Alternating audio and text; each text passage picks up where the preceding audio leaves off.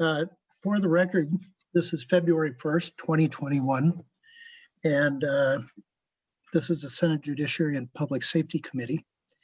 We have two items on our agenda today. The first being a presentation by Senator Clausen, Senate File 104, involving identity theft crime, technical change in language and authorization. So welcome, Senator Clausen. The floor is yours. Thank you, Mr. Chair. Chair Limmer and committee members, thank you for the opportunity to present Senate File 104. It's a bill to clarify Minnesota Statute 201, Section 609.527, Subdivision 3. Senator Clausen, before we go any further, I just want the record to show we have quorum. Please proceed. Thank you. Well, Subdivision 3 contains two unrelated clauses. Clause 5 begins addressing identity theft, but also references offenses relating to the possession or distribution of pornographic material. So we have one notation containing two unrelated provisions. And this results in a misrepresentation of information when a background check is conducted, listing the person's offense as identity theft or child pornography. And a prospective employer, unfortunately, is not going to distinguish between the word or, but rather interprets the notation as and when reviewing the background check document. And you have been provided an actual background check document for Angeline Jarazek showing both identity theft and child pornography on the document. And what Senate File 104 does, it separates these two different offenses into two different numbered clauses. And at this time, Mr. Chair, I would like Angela Jarazek to share her story on how this simple drafting of words has affected her life. Thank you, Senator Clausen. Ms. Jarazek, are you with us? I see you. I'm Angela. Yeah, please I, identify yourself and then you can proceed with this has affected me in more ways than you can believe or even understand, probably. I take full responsibility for what I did do. And I'm not going to sit here and say that I made a mistake, because I didn't. Because when I was that age, almost 10 years ago, I intentionally went out and I did intentionally steal people's identities and money, and it wasn't right. But what I didn't do was the child pornography. What I didn't do shouldn't be there. For me, every time I go to try to get a job, I'm told no because of that. It's not just because of the identity theft and the check forgery. It's also because this child pornography that I didn't do, people are looking at me like I'm a pervert. I'm not a pervert. It's not something I would ever do in my life, but because of a statute and the way it was written and it being added together, I guess, it's been hard for me to find work. Right now, I'm still unemployed. Because of COVID, I lost my job at the hotel and can't find another job. I've tried. Trust me, I've tried. It's difficult. It took me a long time to even get this place to live. I was homeless for a long time because nobody wanted to rent to me. And I got lucky enough to, find a landlord who was willing to give me a chance and believe the fact that I really didn't commit that crime. And like I said, I take responsibility for what I did. I'm not going to say I'm perfect, because I'm not. I'm human. But I know I'm not the same person I was 10 years ago. I just believe that, it's unfair to label this on somebody who didn't do it. I don't see how a financial crime and a sex crime is even grouped in the same statute to begin with, to be honest. It's kind of frustrating. It's very frustrating. I guess that's all I really have, to be honest. Thanks. Well, thank you, Ms. Jarazek. Are there questions for Senator Clausen or for our testifier? I do not see anyone raising hands. Well, Senator Kiffmeyer first, then Senator Pappas. Thank you, Mr. Chair. I couldn't quite get quick enough to the raise hand function. One of my questions for Senator Clausen We are fixed, if this bill were to go ahead, it would not help your testifier because she is already in that situation, which is customary. We pass a bill for those things going forward. What happens to people in this kind of a situation when that is the case? And then what is the recourse for your current testifier? Senator Clausen. Senator Kiffmeyer and Mr. Chair, that's a very good question. I think in talking with Angeline, she understands that this is not only for her, but for others like her that we may not even know about. I think what she's trying to do is going forward as she applies for additional positions that when they do a background check, it's going to come out with the truth rather than accusing her of something that she didn't do. Mr. Chair. Yeah, thank you, Mr. Chair. Okay, I understand now. So there will be a benefit to her because of the fact that when that law is passed, then the record will show that as divided for her in that regard. And so she'll have some benefit as well. So I'm sensitive to her story. So that's why I wanted to ask the question. So thank you, Senator Clausen. That helps. Thank you. If we could get this passed as soon as possible, that would be great. Senator Pappas. I just wanted to say, Mr. Chairman, thank you, Ms. Jurisic, for coming forward to work with Senator Clausen and the committee to get this correction made. It really does seem unfair. And, you know, I applaud you for turning your life around. I think when people do the crime and they do the time, they should then have a second chance. And too many of our laws penalize people doubly after they've left incarceration with discrimination in terms of housing and employment. So this is just one of probably many ways that we continue to do that. And I hope that the committee will consider more corrections as they arise. Thank you. Any other questions? Any other hands up? Seeing none. Would Senator Pappas make the motion? Yes, Mr. Chairman, I'd like to move the bill. Unfortunately, I don't have the bill number in front of me. That's Senate File 104. I'd like to move Senate File 104 be recommended to pass. And I'm assuming then it goes to the floor. You're not doing an omnibus bill? Goes to the floor. Okay, that's my motion. All right. Senator Pappas moves that Senate File 104 be recommended to pass and move to the floor. Hearing no further discussion, all those in favor say aye. Aye. Opposed? The motion is adopted. Senator Clausen, thank you for coming to our committee and bringing this issue before us. And Ms. Jurisic, thank you for your testimony. We'll now move on to a presentation by the Office of the Legislative Auditor. It's an evaluation report regarding safety in our state correction system.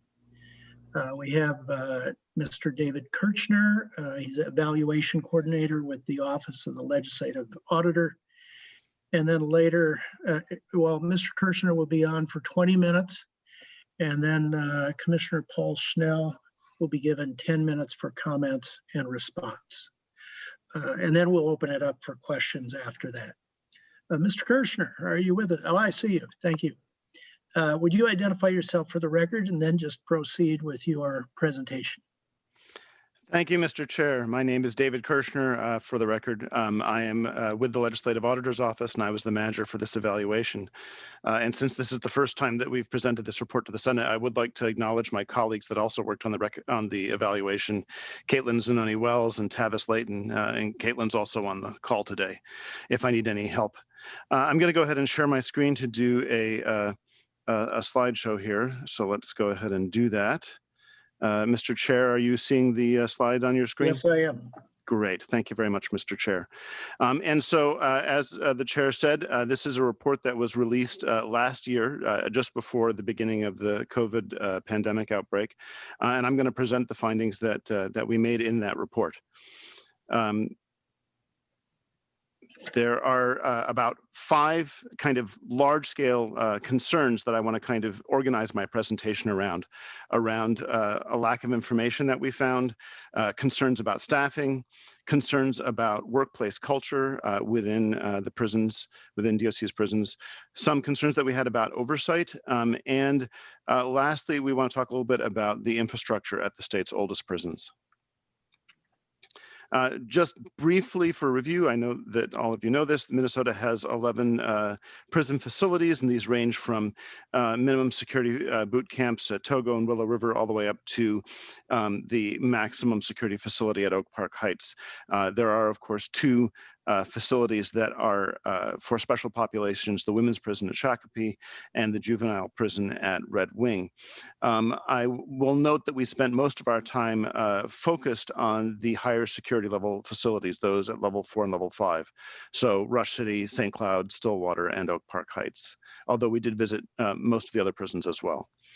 In January 2020, and of course this has changed, there were about 9,200 prisoners in the system, and most of those had been convicted of violent crimes. About 3 out of 4 have been convicted of violent crimes of the prisoners serving in the facilities. Working in those prisons to monitor and to care for those prisoners are about 3,700 staff. The majority of those, about 2,100, were security staff, so corrections officers and lieutenants and so forth. But then there are a variety of other staff, those that provide behavioral health services, regular healthcare services, education, food service, maintenance, and so forth. Let me turn to my first area of concern, and that simply is that measuring safety, which was what we were asked to do, is difficult. The Department of Corrections does not formally measure safety in its prisons. It doesn't give them a grade or a score for how safe the prisons are. And generally speaking, its data on violent incidents that occur within the prisons are not very good. Just to give one example, although we can get a count of the number of incidents that occur between prisoners, we are not able to get a sense of how severe those incidents are. So that is, we know that, say, an assault occurred, but we don't know if anybody was badly injured or went to the hospital, or if it was just simply something that involved cuts and bruises.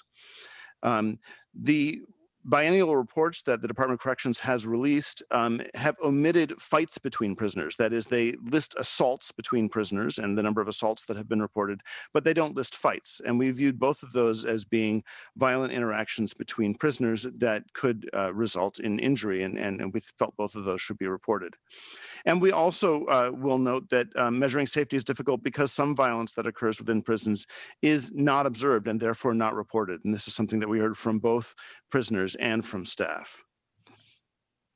Putting together a bunch of different pieces of information, because we couldn't get a kind of clear count, but looking at a lot of different pieces of information and kind of putting them together, they all sometimes told the same story. And so there are some broad things that we can say. We can say, broadly speaking, that in the 4 years prior to our report, violence between prisoners declined slightly each year. And this particular chart shows disciplinary convictions, but that was also true. We looked at a number of other different sources of information as well. Mr. Kirshner? Yes. What's the difference between assault and fighting? It is, to some extent, a matter of definition, really, by the person making the report, by the corrections officer making the report.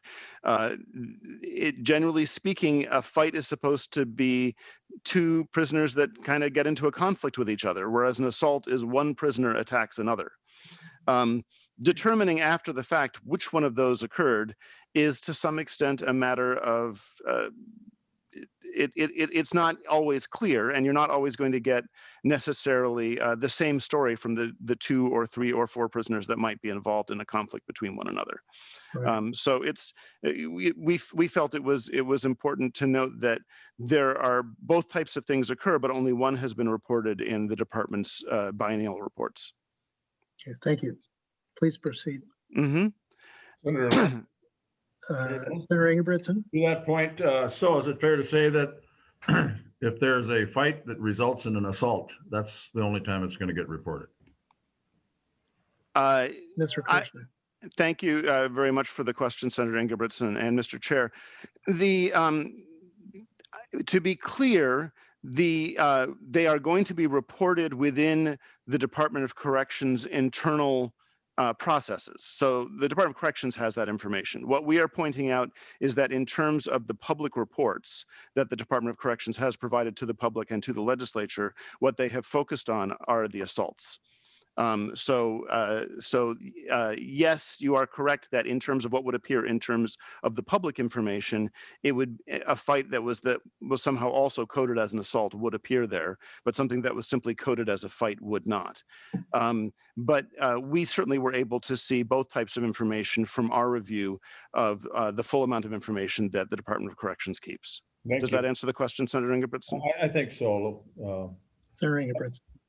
Thank you, Mr. Chair. I think so. If I have any other questions, I'll certainly go ahead and ask. All right. Mr. Kirschner. Thank you very much, Mr. Chair. Now, as I said, there was a broad decline in violence between prisoners, but in terms of violence against staff, what we saw was a spike that occurred in calendar year 2018. This particular, as you can see, this is a different type of information than the last slide. This is workers' compensation claims, but again, we're drawing from several different sources of information. But there was a spike in 2018 of violence against staff, and that year we saw more incidents against staff than in the prior year or in the year that came afterwards. And of course, there were the deaths of the two corrections officers, Officer Gom and Officer Parisi. So that was a very difficult year for the Department of Corrections. And unfortunately, we do not have a particularly good explanation for why this spike occurred. Most of the explanations about why violence occurs in prisons generally tend to be true for both violence between prisoners and violence against staff. And so having a gradual decline in the one type of information and a spike in the other type of information is kind of hard to explain. We don't have a good explanation for that, but we do note that it occurred.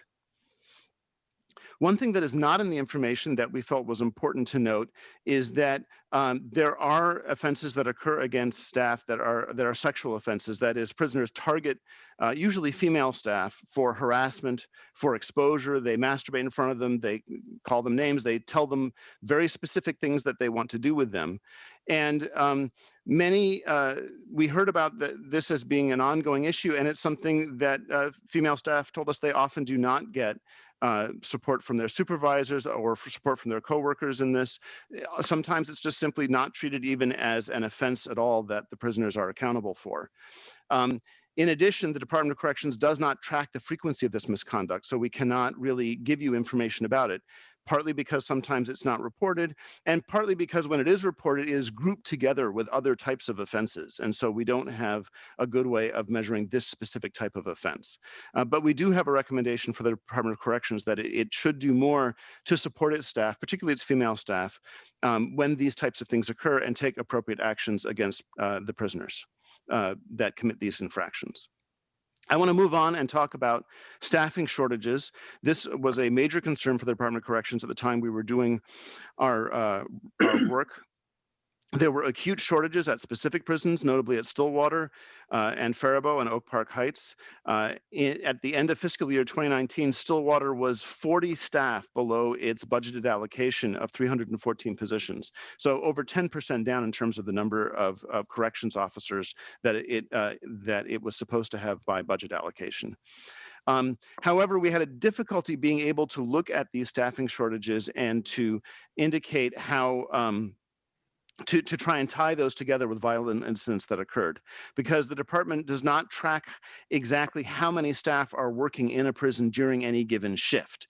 We can tell you how many staff are employed, but we can't tell you whether or not there were 38 officers on duty during that shift, or 40 officers, or 42 officers.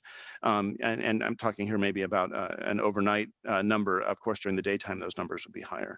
So we were not able to find a connection between those two in terms of the data. However, both prisoners and staff told us that staffing shortages did affect the safety of prisoners and of staff. And there are a variety of reasons for this. Certainly when you have fewer staff, corrections officers have less ability to monitor prisoners. You have staff that are working alone or in small numbers with large numbers of prisoners, making them somewhat more vulnerable. You have increased tensions that occur because when you have fewer staff, prisoners end up being more frequently confined to their cells and are less able to get out and burn off some energy, and you get increased tensions. Staff told us that sometimes they have, when they don't have enough staff, they have difficulty having those developing relationships with prisoners, having informal conversations and so forth that may pay off later when tensions arise because those relationships have been developed. And certainly staff told us that when you are constantly running at a minimum, when you have the very minimum number of staff available, there's no slack for unplanned events. And in fact, unplanned events occur fairly frequently. Each facility has an emergency response team, and we found that those emergency response teams, which I should note, respond not only to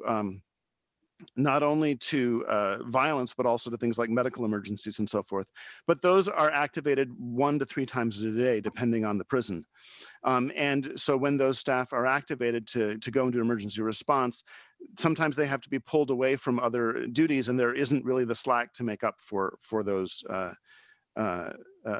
officers that are pulled away. Staffing shortages also affect prisoner activities, and this is important because there is good research to suggest that structured prisoner activities, whether you're talking about education or behavioral health therapy or simply recreating out in the yard, that those activities lead to less violence that occurs in prisons, and they also lead to less recidivism, that prisoners are less likely to commit additional offenses after they are released from prison. Both staff and prisoners that we spoke with said that providing activities more consistently would improve safety. Again, we were not able to track using data how often there is a relationship between the cancellation of activities and the occurrence of violent incidents, because the Department of Corrections does not track that information. And so we weren't able to draw that particular correlation. Staffing shortages also have led to very heavy overtime use. We found that officer overtime had nearly quadrupled between 2013 and 2019 at the state's prisons. And in fact, prisons often forced corrections officers to work overtime, that is, required them to stay at the end of an 8-hour shift to work another 8-hour shift because there was simply not someone to come and take their place. The staff that we spoke with overwhelmingly agreed that this high amount of overtime, and particularly high amounts of forced overtime, affected job performance. Officers are less alert, less able to do what they need to do, sometimes even maybe a little bit more irritable. So we have some general staffing recommendations for the department. Certainly the Department of Corrections, we should continue its efforts to improve hiring and retention. We suggested that the department increase its minimum staffing level for shifts, so you have a little bit more of a cushion for these unplanned events that actually occur frequently enough that we think that they can be planned for.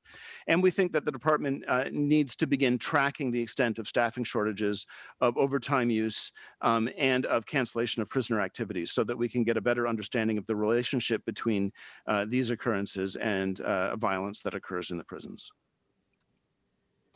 I'm going to move on now to the next segment of my presentation, looking at some concerns that we had about workplace culture. Mr. Kirschner, Yes, excuse me. Mr. Chair. Senator Ingebrigtsen, could you hold your question until after Mr. Kirschner's done with his presentation? Absolutely. Thank you.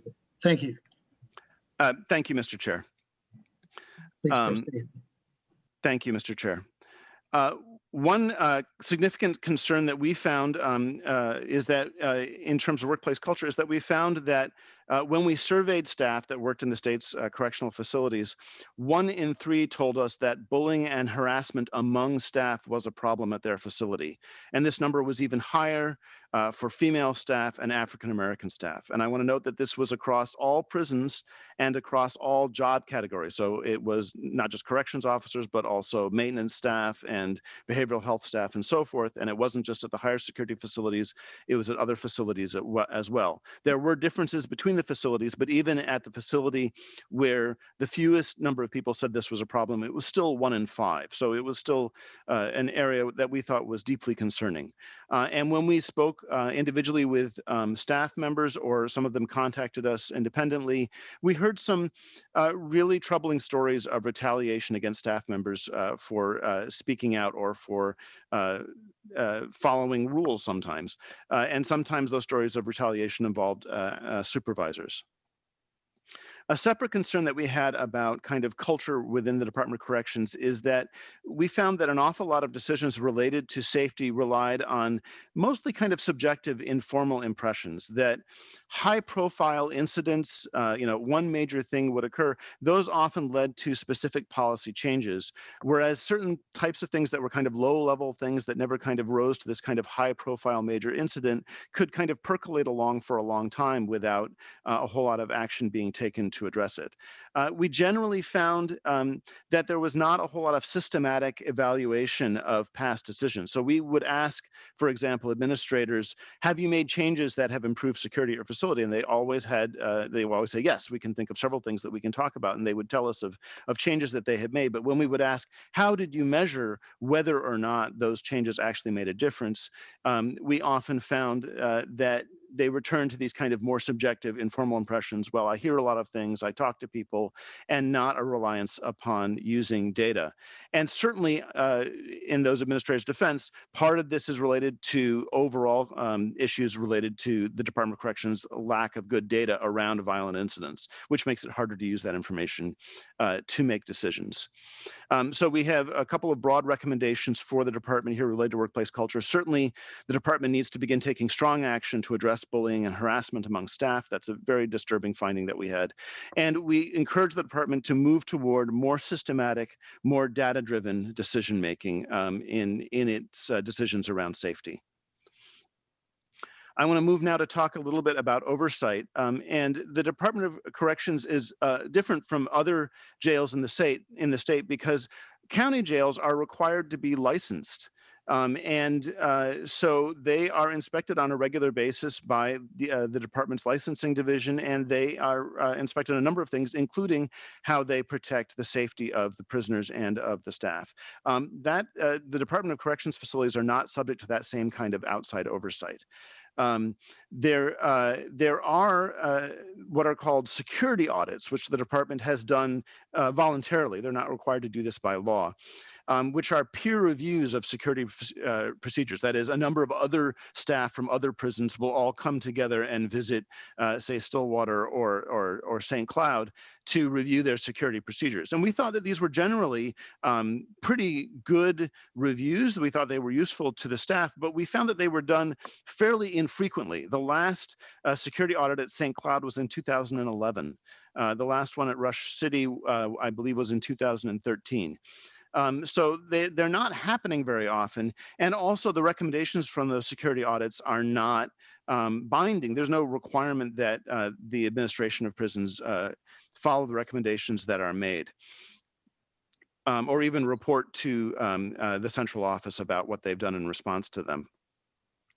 So generally speaking, we think that there needs to be some sort of regular assessment by somebody outside of each prison about how well they're doing on their safety protocols. And we can think of a couple different ways this could be done. The legislature could bring the department under the licensure procedures that now apply to county jails. You might have to change some of those licensing standards a little bit because prisons and jails are different. Or you could mandate that security audit process in law and require that it occurs on a more frequent basis and require that there be some sort of ongoing follow-up to the recommendations that are made as a result of those security audits. Lastly, I want to talk about infrastructure. This is, to some extent, a difficult conversation, but because it involves a lot of money. But basically, St. Cloud and Stillwater prisons are over 100 years old, and the living units there create safety challenges, both for the prisoners and for the staff. I have a picture here on the slide.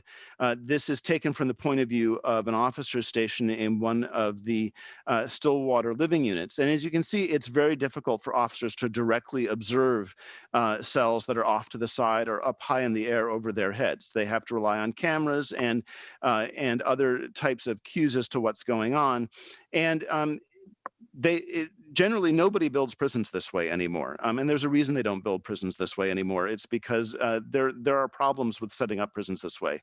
And if you have a fight that occurs in a cell, and maybe it's up on the third or on the fourth tier, then you have prisoners that might spill out of a cell, struggling with one another, and they're 30, 35 feet above a concrete floor with only a railing in between them. And you have staff members that are running up there to try and break up that fight and keep everyone as safe as possible. And they are also subjected to the possibility of dropping over that railing. We find that to be a really difficult state of affairs.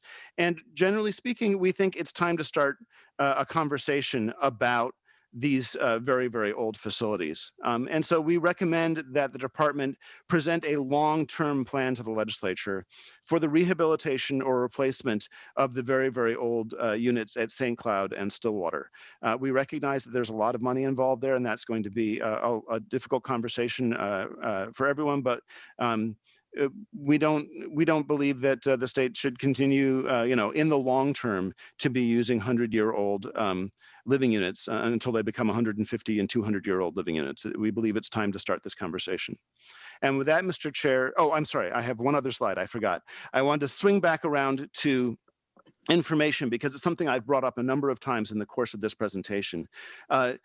We think the department needs to transform its data collection processes. And I use the word transform because we don't want to make the recommendation the department simply gather more data, because the department was already short-staffed at the time that we did our work. Instead, the department needs to change the way it gathers data so that it ends up gathering more data using less effort, using forms of technology, using different work processes so that data is gathered along the way as people do their work and is not something that requires extra work in order to gather.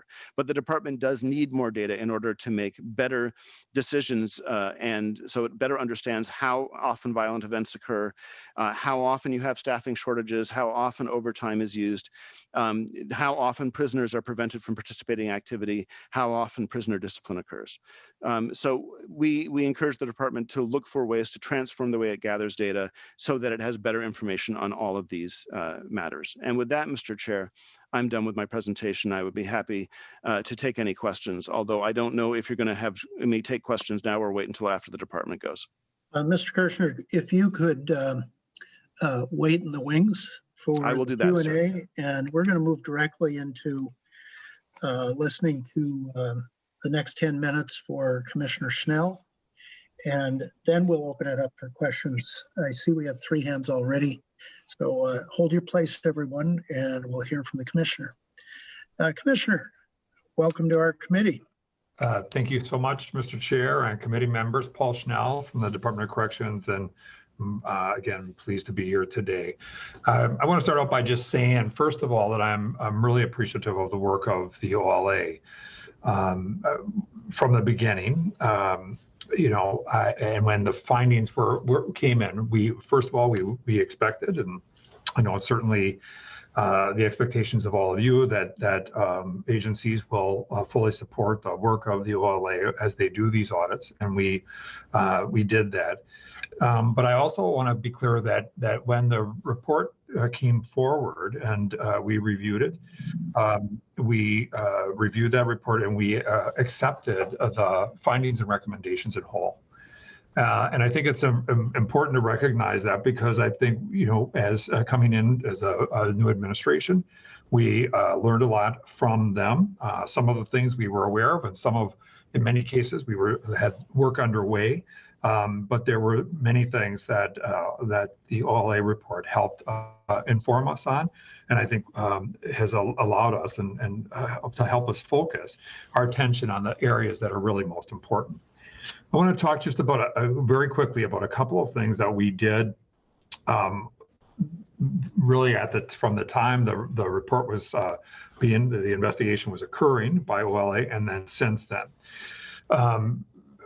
Out of the concerns raised by Mr. Kirshner, the Office of Professional Accountability was established, and this is an internal investigative body that was created. In the past, we had seen that oftentimes management staff or supervisory staff in the facilities would be conducting investigations of these really serious incidents, harassment, bullying, the kinds of things that the OLA found in their investigation. And along the way, we felt that it was really important that there was higher levels of integrity in those investigations, that we wanted supervisors to be focused on supervising and let people who really had that specialty in investigations do these investigations.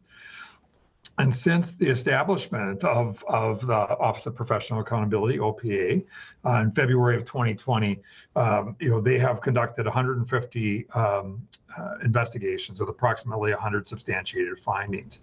And these, in addition to just the investigations, they focused at a deeper level at looking at issues of custom and practice and policy that we can ultimately address to hopefully rectify some of those situations and prevent them in the future.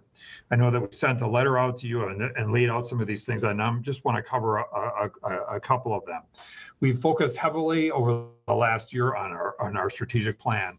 And while our strategic plan is both aspirational, I want to just point out that we believe it's critically practical.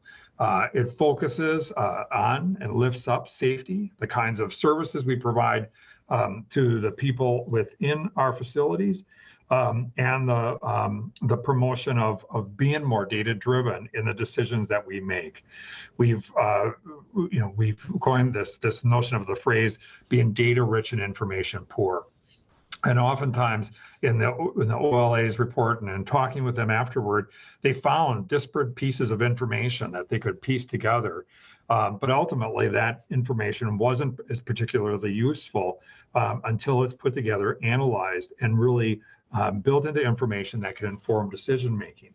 And as we did our reorganization, which I've mentioned before, one of the things that we focused on extensively in that was making sure that organizational performance measurement is key. Now that's a bit challenged, and I'll talk about this in a short time, but it's a challenge by some of the data systems. We have, in addition to aging infrastructure within our facilities and themselves, investments in technology, as you know, across our state are difficult and so critically important as we go forward. We've also really focused heavily on cultural change. As was pointed out, we noted the experience of our employees of color and many times women in our facility. We have created some BIPOC groups for the Black, Indigenous, and persons of color after the killing of George Floyd. And those groups continue to meet to talk about the experience of working for the department and wanting to address those issues. As we looked at the issue of sexual harassment by our female staff, we really invested more heavily in trying to make sure that we had adequate support services for our staff. And we created a peer support mechanism that's staffed with people who are actually doing outreach. And we also provide critical incident stress debriefing and management following incidents of more significant profile. Our staffing levels, as was pointed out, is a concern, and one of the challenges. While we have been able to increase our numbers overall, and we're grateful to the legislature for providing funding so that we could go forward. One of the things I will say is that that as those numbers have increased and as we've been able to increase our hiring, as I mentioned to you before in the presentation on COVID response, we have been challenged because of the demand on our workforce and the number of people who've been out on various levels of COVID leave or who themselves were out because they contracted COVID. I just want to highlight a couple more things and then I'll end and stand for questions, Mr. Chair, and that is the agency is really focused on trying to increase communication, engagement with our staff, engagement with the people in our population. I'm really proud of the fact that our staff and really the men and women in our population, we did not have unrest during the course of this pandemic, which really challenged the environment that people are living in and working in. And I think it's a testament to our staff and to the people we serve that they didn't respond in that way. We have discontinued double bunking in some of the facilities to, again, both address issues around creating adequate space and social distancing, but also to improve the safety of our facilities. And we believe that this has truly helped. And at the end of the day, we look forward to the opportunity to have discussions with our elected leaders across the state to talk about the direction going forward. We know that investment in a new prison is somewhere between $350 and $500 million. We also know that the Department of Corrections has more than $600 million in deferred maintenance. We anticipate somewhere in the vicinity of about $20 million in needs for technology investments to truly be have that state-of-the-art kind of orientation. As an agency, we're committed to getting there, despite the challenges that we recognize our state faces in light of COVID. But ultimately, we are developing systems to be able to better track and manage and monitor and analyze the situations that have been highlighted by the OLA report. With that, Mr. Chair, I would just say thank you for the opportunity to highlight a few of these things, and I would stand for any questions that the committee has.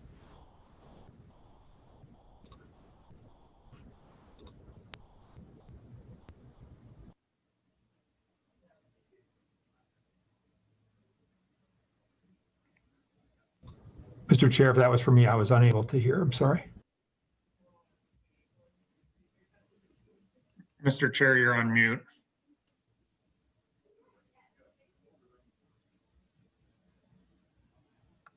Mr. Chair, you're on mute. Yes, we're trying to figure that out. Just a second.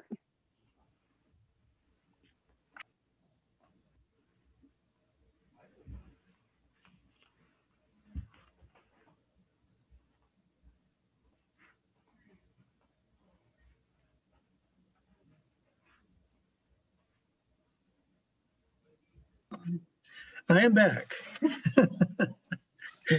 We'll blame it on Commissioner Schnell. We'll open it up for questions right now. And Senator Ingebrigtsen, you are first in line. Thank you, Mr. Chair. Mr. Kirschner, if I could, staffing shortages, being an old keeper of a jail in the county level, I know, and I think you commented on this, that counties can be sanctioned or they can be, put on notice that things have to change from the Department of Corrections if they don't run their jails right. And we don't have that oversight for state prisons or state corrections. Did you have any ideas as to how to go about doing that? I know there's a national, and I think Commissioner Schnell knows this, there's a national standard when it comes to jails and prisons, but there really isn't anybody there to slap the fingers of somebody that's not doing it right. And I also have some concerns about, and I'll ask, if I could, Mr. Chair, Commissioner Schnell, a couple questions. So do you want to hear from Mr. Kirschner first? Please, if I could, yeah, as to what his suggestions would be, Mr. Chair, as far as some kind of a group coming in and doing, you talked about, mandating more security audits, and I think that's a good idea. Maybe the legislature should look at that. I don't know what kind of a cost would come with that, but not just, in state, audits, peer reviews, have people come from other states possibly, and maybe that's what already happens. Could you comment a little further on that? Mr. Kirschner. Thank you, Mr. Chair, and thank you for the question, Senator Ingebrigtsen. I believe what you're referring to is the accreditation through the American Correctional Association. And that is something that the department did put into place a few years ago. And frankly, we were not impressed. We looked at the reviews of the facilities that the American Correctional Association did, and we didn't think that they were honestly very helpful. The department chose in 2019 to discontinue that accreditation process, and we frankly didn't have a big concern about that with regard to safety. Now, I want to clarify that we had made a previous suggestion about using about the American Correctional Association accreditation process with regard to healthcare in prison systems from an earlier report of ours several years ago. And I will note that we did not look at whether or not the accreditation was a good thing for health services within prisons, because that wasn't the subject of this report. But with regard to safety, we weren't terribly impressed. And so rather than suggesting that as a process for external oversight, we instead went in the two directions I talked about, either bringing the department under the licensing process, and that could be a process by which the department, licenses itself. There's a wall put up between the licensing entity and between the rest of the department. The Department of Human Services does that same sort of a thing for the facilities that it runs. It has a licensing division that is separate from the rest of the department. So that is one approach. Another approach, as I suggested, would be because we did think that these security audits, these peer reviews were good, we thought, but they just were infrequent and there wasn't a whole lot of follow-up. We thought that putting those into law and giving them the force of law, requiring that they be done on a routine basis, and requiring some form of follow-up could be another path to just having a regular outside look at the facilities and how they're protecting the safety of the staff and of the prisoners that live there. Mr. Chair, just a quick follow-up on that, if I could then. The staffing ratios then are just... Excuse me, Mr. Chair. The staffing ratios then, Mr. Kirshner, are just made up by whatever administration then, as far as the commissioner would make up the staffing ratios for the prisons? Mr. Chair? Yes. Mr. Yeah, I wasn't sure if you'd recognize me. Yes, Senator Ingebrigtsen, I think the commissioner can maybe speak to that a little bit better than I can, but generally speaking, the department has a certain budget that it has available to it to hire people to work in the prison facilities, and they have a variety of different things that they need to be able to provide in those facilities, not just security, but also healthcare and food and other things. And so the department works out how many staff that it is able to have in the facilities. However, I want to note that there is the number of staff that are on the books, and there is something different, which is the number of staff that are actually there during second shift on February 2nd. And those two things may or may not be the same. And one of the challenges that we had is that we wanted to be able to look and see, if we're down second shift on February 2nd, was there an incident that day because there were a bunch of people out sick or because off at training or something. And we weren't able to draw that correlation between who actually was on duty, how many people were on duty, and whether or not incidents occurred, because the department did not have that granular level of data as to who was working at any given point in time. So we could see the total number of people that were employed at a facility, but not on a day-to-day, shift-to-shift basis who actually was in the facility providing security and the other services. Thank you, Mr. Chair. You got a lot of people with questions, so I'll just hold myself if I can, for the latter part of the meeting. All right. We're going to move to Commissioner Schnell. Commissioner, if you wanted to make comment regarding Senator Ingebrigtsen's inquiry.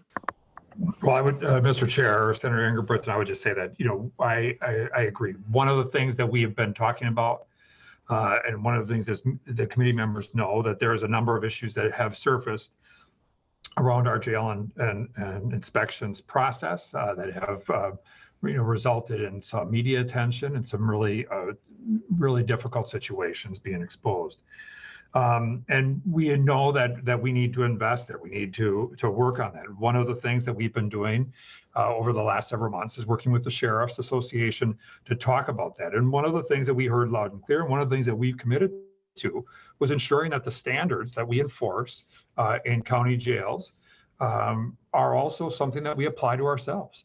And so as we began to work through, and ultimately we'll be coming forward with a proposal to address the needs across our state and address the concerns that have been raised, both on the jails and frankly by the OLA report, that we need to invest in some additional personnel to conduct these inspections and create the kind of documentation.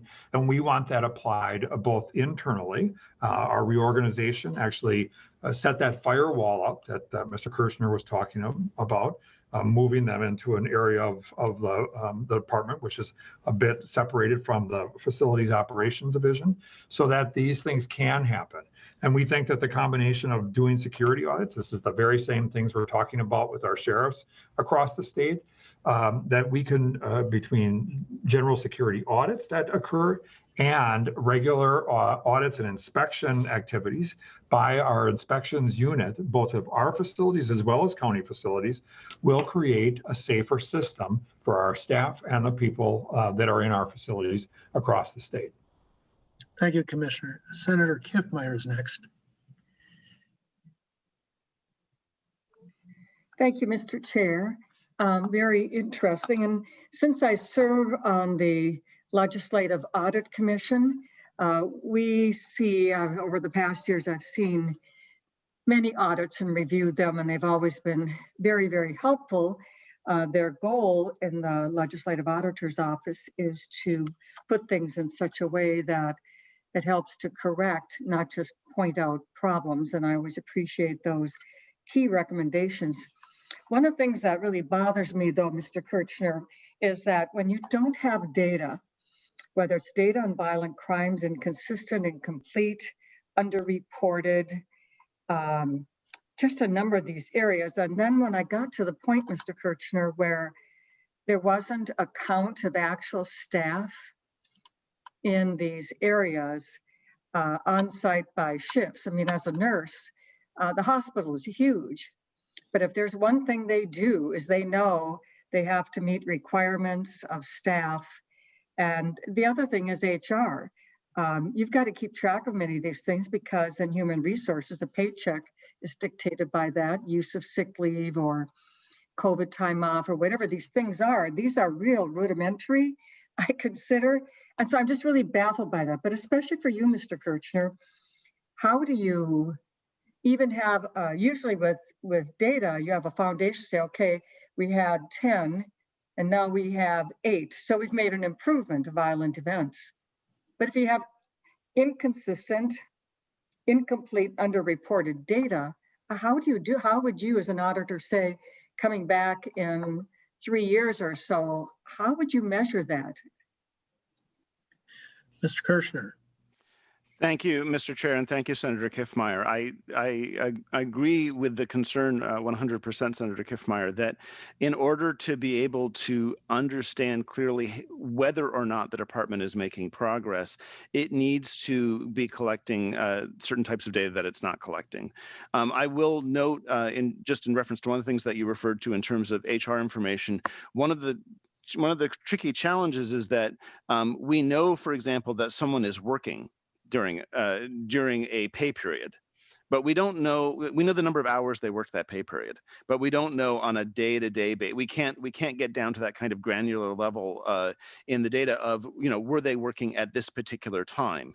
And then the other question is, even if we could get down to that granular level, we would not be able to figure out whether or not they were actually in the prison during that time, or perhaps they were taking a prisoner to a medical facility and were, accompanying a prisoner on a medical appointment or for an emergency medical procedure, and so they weren't in the prison, or they were away for training. They would still be paid during that time, but they would not be in the prison and providing security within the prison. And so it gets very, very difficult once you get down to a very granular level to figure out from human resources information whether or not staff were working at any given particular point in time. So that was the challenge that we faced.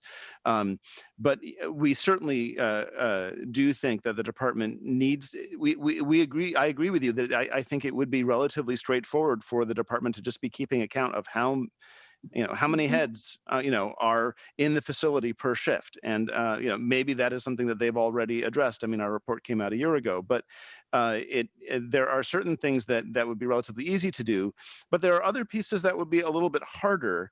And as I said, it's not just a matter of like, assigning somebody to collect the information. It would probably involve a real transformation away from the way that certain things are being done. Some of the ways that prisoners are tracked through the prison in terms of whether or not they are in in their living unit or away at a behavioral health session or away at recreation, some of those things are either not tracked or they're tracked on paper in ways that are, harder to look at more broadly. So that is a significant concern of ours, that the department get to the point that its progress or lack of progress can be effectively measured. Mr. Thank Chair, you, if I Mr. could follow up. Yeah, Yes, thank you. Senator Kiffmeyer. Yeah, thank you very much, Mr. Chair. So then I have a question for you. So counties are then licensed, and so this brings up, as it was brought up in your report as well.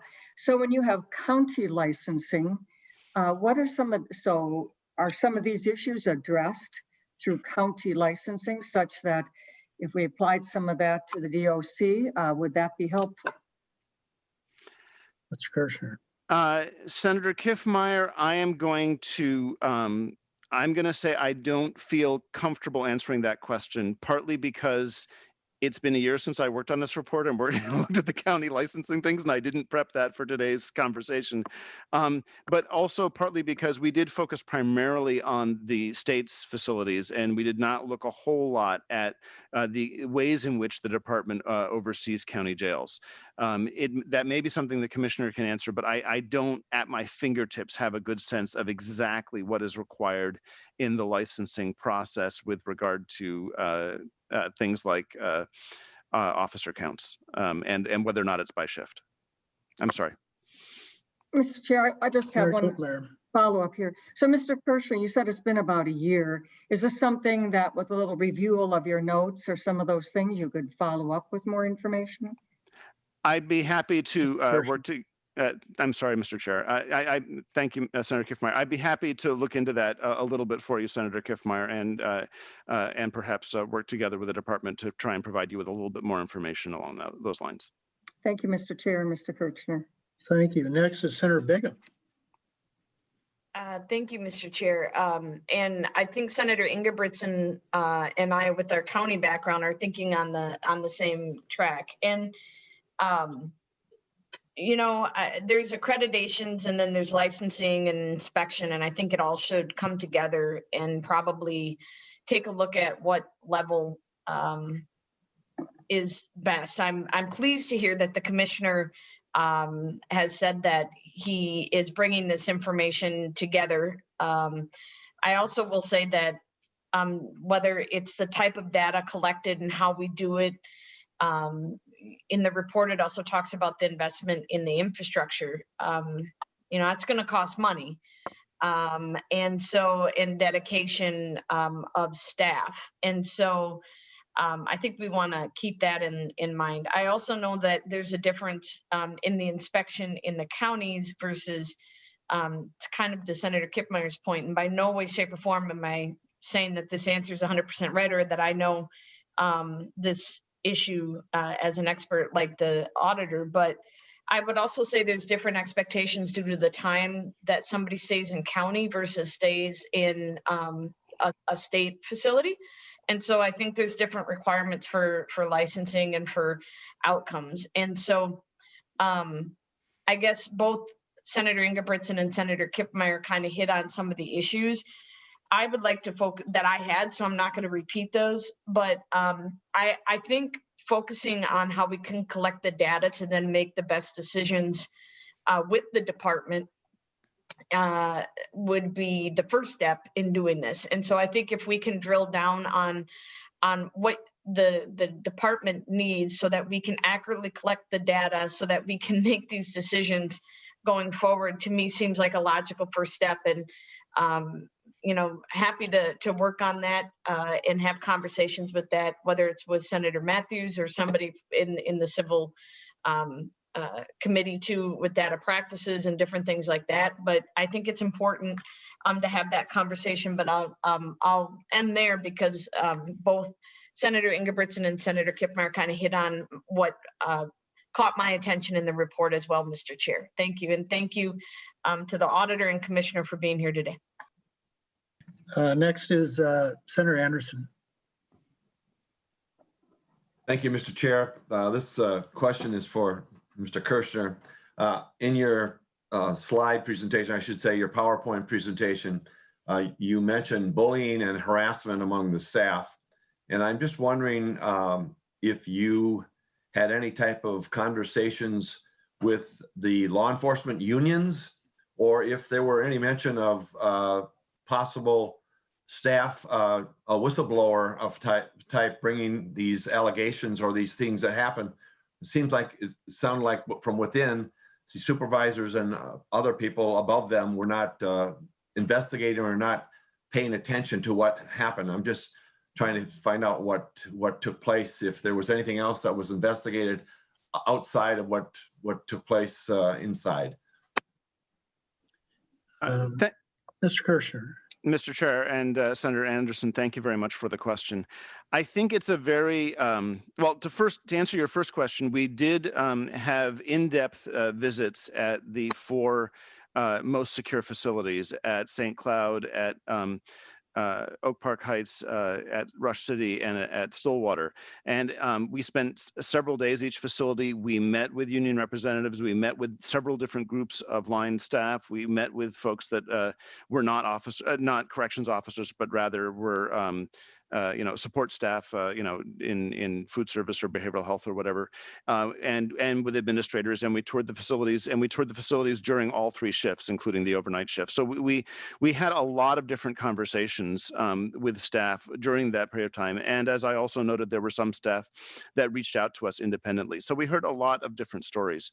With regard to the union's concerns about harassment and bullying, I think generally speaking, it's hard to characterize because we heard a lot of different stories from a lot of different people. But I would say, generally speaking, the concerns that we heard when we spoke with the union representatives often had to do with concerns about supervisors or people in more senior positions who were not necessarily treating people in more junior positions as well. When we talked to line staff, we heard some of that, but we also heard about bullying among people of the same level, which was not something that I think that generally speaking, that union representatives raised to us. Or across job categories. For example, you may have somebody who works in, and I don't want to try and tell a story here that might give something away, but let's say you have somebody who works in a maintenance role who might say, well, I was harassed by somebody who works as a behavioral health staff or as a corrections officer. So things that went, across job categories and across union representation even, because some of these staff are represented by different unions than one another. So I think it's a more complex story, and broadly speaking, 40% is a very large number for any workplace. And what we felt is that there was a ongoing culture at some of these institutions where this kind of harassment was not being dealt with essentially effectively. If the number was that large, it was not being dealt with as effectively as it needed to be dealt with by any employer if you have this level of harassment being reported. So that's something that we really felt the department needed to take some strong action about. And the commissioners already talked about some of the ways in which they have tried to address that. But I'm not sure if I got quite at the question you were asking, but it sounded like you were trying to get a little bit more information about what sorts of things we were talking about. Certainly, one of the stories I will tell, that because it appears in the report in an anonymized fashion, is of a corrections officer who had spoken out about something. And then that corrections officer at one point was in a situation where they called for backup. And the emergency response team said, we're not coming. And that to us was an extremely disturbing story. And the person who told us the story said, I didn't actually report it because I was afraid that there would be further retaliation. And these are people that are working in dangerous situations. And so to put oneself at risk is very difficult. Senator Anderson, did you have a follow-up? I did. Okay, go ahead. Thank you, Mr. Chair. Oh, and by the way, Commissioner Schnell, if you feel as though you would want to engage in any of this, just put your hand up. Otherwise, if you don't put your hand up, I won't call on you. But I want to make sure you have the opportunity to respond if you choose. Senator Anderson. Thank you, Mr. Chair. And Mr. Kirshner, I'm just wondering, in your interview with the employees, staff, and online staff supervisor, whatever, did you sense that maybe because of the bullying that was going on, some of the things that were happening that didn't get reported, or that got reported and didn't get reacted to? Because I know of an individual myself who works at the Shakopee prison, and who, because of the circumstances there, have said that when retirement was coming up, they were getting out. They weren't going to extend. They were done. They were basically fed up with the way they were being treated. And so that's an example of, and I'm not saying names or anything, but I'm just wondering if, when you interviewed people, if that was the same kind of a scenario, or things that were being said to you as you interviewed. Mr. Kirshner. Thank you, Mr. Chair, and thank you for the question, Senator Anderson. I think what would be most accurate to say is that we heard a lot of different stories from a lot of different people, and a lot of different reactions to those stories. So there's not, did we talk to some people who said, I'm getting out just as soon as I can? Yes. Did we talk to other people who didn't say that? Yes. So, I mean, I think that that the extent to which people find a situation intolerable is going to vary from person to person. And so I think it's hard to categorize everybody we talk to and say they all said X, because they didn't. But it is certainly the case that we did hear some of these stories when we went and did our interviews. And it was one of the things that led to us putting questions about this into our survey of corrections officers and other staff, because actually we surveyed all staff that work in state facilities. Having heard some of those initial stories, we went ahead and asked about it, and we were, as I said, very disturbed to see the number of staff saying that they felt that bullying and harassment was a problem in their prison, as high as 33%, and it was higher in some facilities. I believe in Oak Park Heights it was close to 50%. The numbers were very high for any workplace under any set of circumstances. But yes, I think that I think working in those, we viewed it as a function of safety, that you're not going to feel safe at your job if you're being harassed.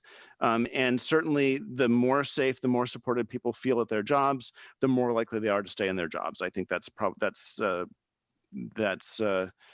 common sense. And I think that is certainly the way that the department views it as well, in terms of the comments that Commissioner Schnell has already made. Commissioner Schnell. Mr. Chair, senators and committee members on the whole, look, when I got here, one of the things that was really concerning is what we heard from people. We have to remember that these are among the most toxic environments that you can work in, most challenging places, the places where we put people and oftentimes warehouse them. And then have people having to go in every day and try to make a difference. And there are many people who do. But ultimately, the culture and the dynamics that we're aware of that have been highlighted here, we're not terribly surprised based on the information I had heard in that first year from talking to staff across the system. And to Senator Anderson, I've certainly heard many people talk about the fact that the minute I hit that magic mark, I'm gonna leave. And we need it, and we want this to be different. It has to be different for the good of the people we serve, And I have to say it, and for the good of the people who work there. The Department of Corrections has the highest rate of sick leave in the state enterprise. The Department of Corrections has the highest number of sexual harassment complaints anywhere in the state enterprise. These cultural dynamics are things that we have to address, and that I'm committed to addressing, that we're at. And we have a lot of work to do. And I think there are many people that work here that want it to be different. And we're committed to getting there, as challenging as that is. We're investing in an additional investigator because the numbers of investigations is as high as it is. And it's a troubling reality. But if we're going to take it seriously, we have to put our money where our mouth is. Thank you, Commissioner. Senator Anderson, did you have a follow-up question? I did not, Mr. Chair. I appreciate the All right. opportunity to get the answers. We'll move to Senator Latz. Thank you, Mr. Chairman. First, I commend the OLA for the work that they've done. This is just one more illustration of the value of that office toward improving state enterprises and the work that we all as a state try to do to improve the lives of the people in Minnesota. I also want to applaud Commissioner Schnell for his proactive response to the OLA report that came out a year ago, taking the recommendations seriously, taking concrete steps to address and start to address those issues that were raised. I know that Commissioner Schnell is the kind of organizational leader that is capable of and does think conceptually about how an organization is set up and what the best things are to try to get results out of an organization. And not every person is the kind of person who's capable of doing that, let alone takes it seriously enough and is willing to engage in the tough issues and the tough decisions. Obviously, changing behavior is going to involve some cultural change, but also it's probably going to involve some serious discipline, up and down the chain, because people don't only change behavior because you tell them to, or because they think it's the right thing to do, or they don't agree with you when you say it's the right thing to do. Sometimes you just need to bring the hammer down on occasion, and we're going to have to recognize that that's going to happen. That there's going to be disciplinary actions taken in response to these things. And we're going to have to be in a position to be supportive of the administration when they are taking those disciplinary actions, to get everyone in the organization to realize there are real consequences to behaving outside what society is establishing as a norm of good behavior, and not necessarily what they in their own workplace may think is the norm for good behavior, or get it from their own little circles of where they socialize and family and so on. But we're here to set societal standards, and that applies inside the prisons just like it does anywhere else. I want to highlight what Senator Bigham said, which is that some of this is going to come down to a matter of resources. Whether it's a matter of having sufficient staffing, not just filling the number of correctional officer spots that are necessary, but having the other resources to be able to look internally and to take steps internally to make these changes. And we as a legislature cannot expect the department to make all of the positive changes unless we are willing to put our money where our mouths are and put the resources into the agency. Commissioners said they're $20 million behind in terms of information technology upgrading. And we've been hearing this for a long time. And it's easy to put that off as we're focusing on other things, but it has real consequences. So one of the questions I have for Mr. Kirchner is, in his observation, was this a matter of what role did the current status of technology have in the absence of the data that you were looking for? And whether it's a matter of not having systems that have the capabilities, that don't have the memory, the power, aren't properly programmed, the software is old, several different systems can't talk across systems to the others to share information? What role would you say technology plays in this, and what role would you say has to do with simply not consciously itemizing and entering data, which of course takes personnel time to do as well? Mr. Kirschner. Thank you, Mr. Chair, and thank you for the question, Senator Latz. I think both are issues, actually. Certainly, there were some things that we encountered where we kind of felt like a technological solution could provide more and better information to the department than it currently has, or to I should say sometimes to wardens and to prison administrators than they currently have. For example, when we were in a prison and watching people getting kind of clocked in and out by taking note cards and putting them up into a little kind of grid of cards to indicate where people went. That's the kind of thing where that's the one would think that if that were done using some sort of computerized system, a record could automatically be generated that would then we would then be able to know how often did each particular prisoner go to their particular behavioral health session or their chemical dependency session, or even just to recreate in the gym, and we would have some of that information. But if you're just moving cards around in a grid, then you're not gonna be able to end up with anything that provides you that information. But at the same time, certainly we saw an emphasis on, as I said before, an emphasis on decision making by story, almost, that there would be particular high profile incidents that people would remember, and they would be remembered for years and years and sometimes decades. When we were at St. Cloud, we went and visited a basketball court that is all overgrown. There's grass growing up through the cracks and everywhere. It hasn't been used in many, many years. Well, why hasn't it been used in many, many years? Because there was an officer who was violently assaulted and beaten there some 25 years ago. And at that point, that basketball court was closed down and has not been used since. And that may have been the right choice, but it's not. That's a single event.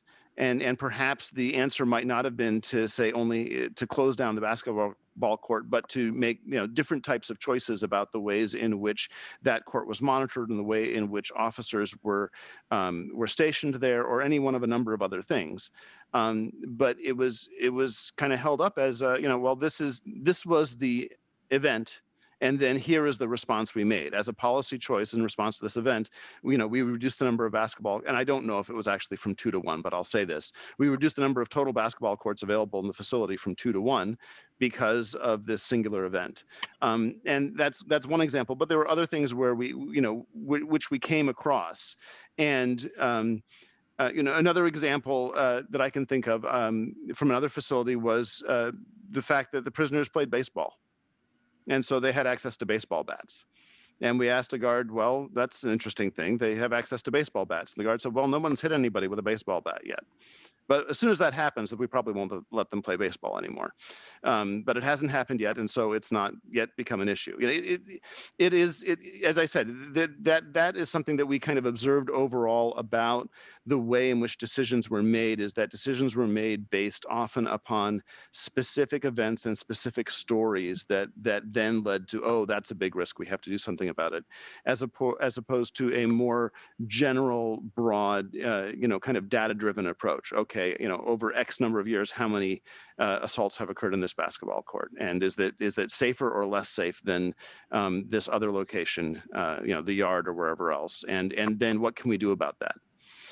So it's a combination, I think, of both lack of the data availability, but also we did encounter what we thought were kind of cultural approaches to how information is learned about what promotes safety, that we thought were worth taking, the department worth taking another look at and thinking differently about how they made decisions.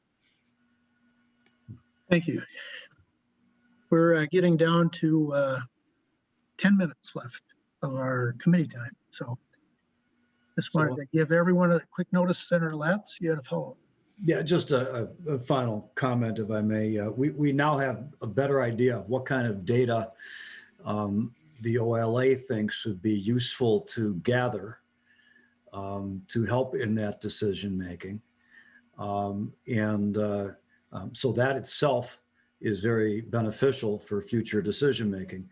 We now have to enable the DOC to have the resources to collect that data.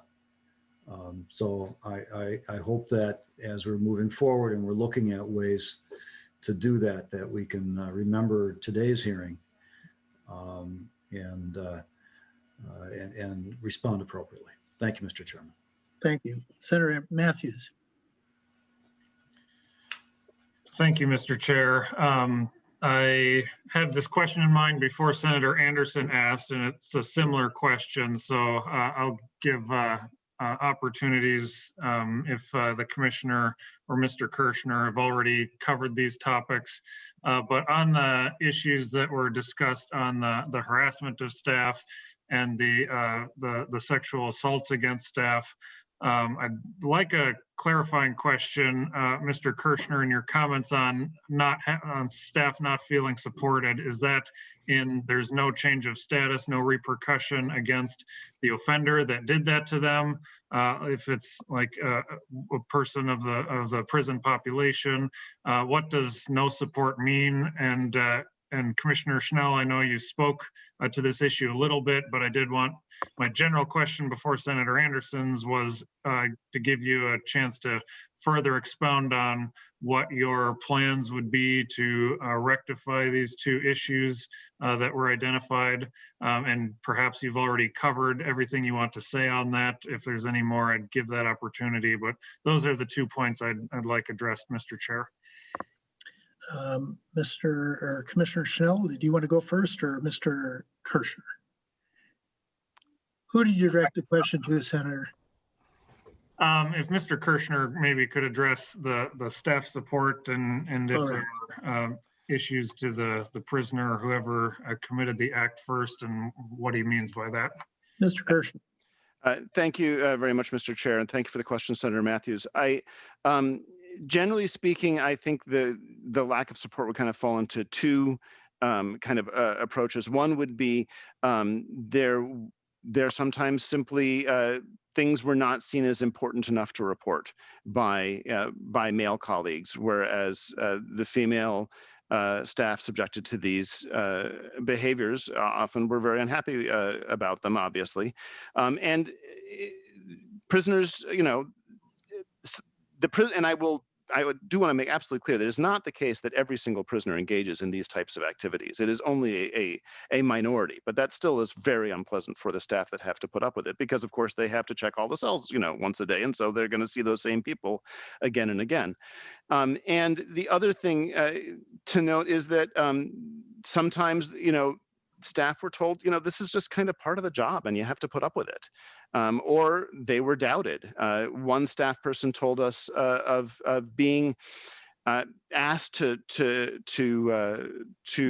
verify, if you like, that this had occurred, that a prisoner had exposed themselves to them by describing part of his anatomy, so they would know whether or not that had occurred, which we found to be completely inappropriate.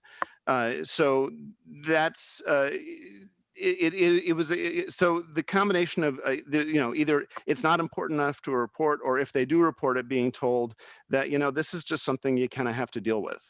And we don't believe that having to interact with people that are masturbating in front of you is something that anybody in any workplace should just have to deal with. Now, that being said, it is important to note that the appropriate action to take against prisoners may or may not be disciplinary punishment. There are a lot of prisoners in our facilities that are dealing with various types of mental illnesses, and it may be a therapeutic response is appropriate as opposed to a disciplinary response, but there should be a response. And we did feel that we were hearing too often that there was no response at all, or the response that was there was not sufficient. Thank you. I appreciate that. So maybe if Commissioner Schnell could expound on if there's a plan in place to address that. Commissioner. Mr. Chair, Senator Matthews, the answer is yes. I think, first of all, we want every one of these incidents taken seriously and reported. There's no doubt that these things have profound impact, and they cannot be minimized by our staff. We have to make sure that we're responding and that we are taking the steps, as Mr. Kirshner said, in our disciplinary actions, which I can assure you has been happening. Remember, we've had conversations about the use of disciplinary segregation, and so how we manage these types of incidents have been something that our staff have been working on, and we have developed a metric for response to these kinds of situations. And I think really importantly is the fact that we created this new employee support, peer support response network that ultimately right now is staffed by a couple of full-time DOC staff, longtime staff, who when these types of incidents occur, are advised and reach out to the staff who are impacted in this way, because I think it's really important that we send a message that what they experienced was not okay and should not have occurred, and we cannot minimize them. So ultimately, we want to make sure that there are actions from an internal disciplinary standpoint. If the conduct rises to the level of criminal conduct, and we've had this for somebody who has been grabbed or touched or whatever it may have been, we want to make sure that those cases are thoroughly investigated and referred for additional prosecution, and we have been doing that. These are things that become part of the dynamic to culture. And as somebody who has in the past worked with social workers working in even in nursing home settings, there were times when staff in nursing home settings would be assaulted, seriously assaulted, and nothing would happen. And again, it was really they didn't in some cases report. In some cases, it was seen as a reflection on them as a person who worked in that facility. And ultimately, I think as Mr. Kirshner points out, we know that some of these activities are driven strictly and solely by kind of criminal intent.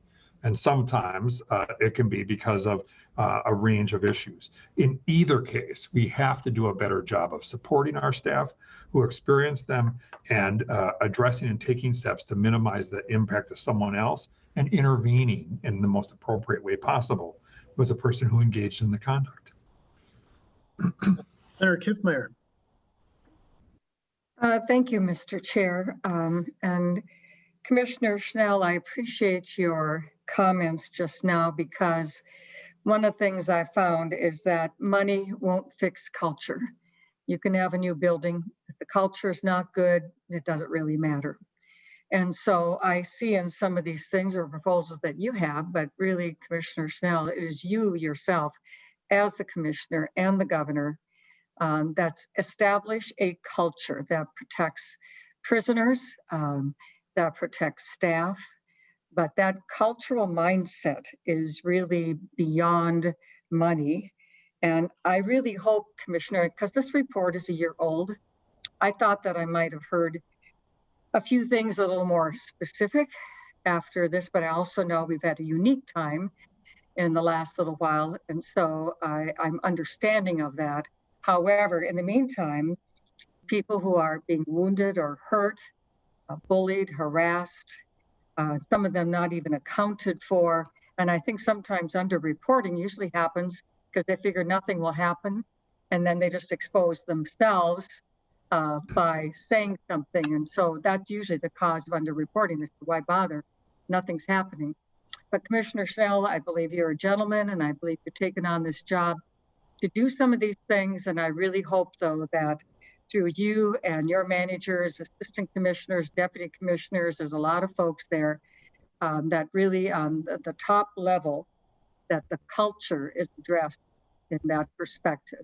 And I look forward to hearing maybe some specifics in the future about some of those changes being made that are beyond the finance. So thank you, Commissioner Schnell, for being here today. Thank you.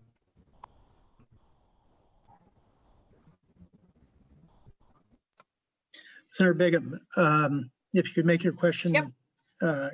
quick, Yep. we're at our deadline. Yep, thank you, Mr. Chair. And I still need to say something. Okay, Commissioner, it mentions the plan for facility renewal, and it specifically talks about St. Cloud and Stillwater. Would you, I'm new to the committee, it might be helpful if you could provide, at least me, I don't know if others on the committee would be helpful, you know, some of your facility bonding requests that you've had. If you in fact do have any sort of, I don't know, thoughts of your own on what a facility plan would look like, or if you are currently putting together, you know, an internal team that is going to look at the facility plan. So just any of that information would be helpful. I know that this fall or late, yeah, fall, during the bonding bill, there was an appropriation, but I know that that was more specific to Willow Creek in Togo. And so anyway, it just would be helpful as a new member. Thank you. Thank you, Senator. Mr. Kirschner, we're over our time limit. If you have a comment, please, if you could make it brief, that would be helpful. I just wanted to note, I forgot to say this to Senator Bingham and to any other newer members of the committee. If you did not receive a written copy of the report and you would like to receive one, please let me know. We'd be happy to get that to you in whatever way you'd like to get that, in addition to the, the one that's online. That's all. Thank you, Mr. Kirchner. Just a few ending comments.